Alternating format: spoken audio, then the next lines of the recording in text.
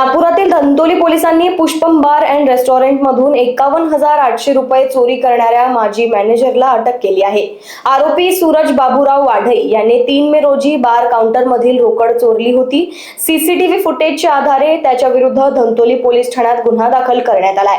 तपासादरम्यान पोलिसांनी तांत्रिक माहितीच्या आधारे आरोपीचा शोध घेऊन 7 ऑगस्ट रोजी त्याला ताब्यात घेतले। चौकशीत नंदनवन आणि रामनगर पोलीस ठाण्यातील आणखी 2 गुन्ह्यात तो मागील 8 महिन्यांपासून पाहिजे असल्याचे निष्पन्न झाले। पोलिसांनी एकूण 3 गुन्हे उघडकीस आणले असून पुढील तपास सुरू आहे। प्रकाश देवचंद लारोकर यांच्या आजनी चौक येथील पुष्पम बार अँड रेस्टॉरंटमधून तेथील मॅनेजर सूरज बाबूराव वाडे याने बारमधील गल्ल्यातील 51,800 रुपये चोरी करून नेले होते। त्यानंतर तो फरार झाला होता। त्याने दिलेल्या तक्रारीवरून 12/6/26 रोजी सूरज वाडे याच्यावरती गुन्हा दाखल करण्यात आला। गुन्हा दाखल केल्यानंतर तो फरार असल्याने त्याच्या हालचाली व त्याच्या मोबाईल लोकेशनच्या आधारावर तसेच त्याच्या गोपनीय बातमीदाराच्या आधारावर त्याचा शोध घेणे चालू होते।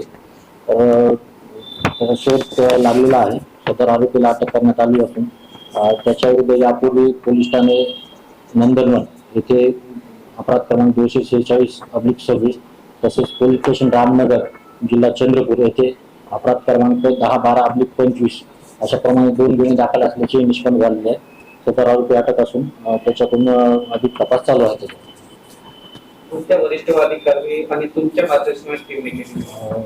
माननीय पोलीस आयुक्त श्री विश्वास नांगरे पाटील, सहाय्यक पोलीस आयुक्त नवीन चंद्र देसाई आणि अपर पोलीस आयुक्त उत्तर प्रदेश माननीय श्री वनिता शाह मॅडम, पोलीस उपायुक्त झोन परिमंडळ 2 श्रीमती आनंद नासिम यांच्या मार्गदर्शनाखाली तसेच सहाय्यक पोलीस आयुक्त सुनील पवार यांच्या मार्गदर्शनाखाली डीजी पथक प्रमुख शुभम बकाल, योगेश चांबारे, अमोल लोणकर, शैलेश गोर, भुवनेश्वर मावळ, प्रीतम मोरे आणि ऋषभ निषेधकर, विकी बोहरे यांनी ही कारवाई केलेली आहे।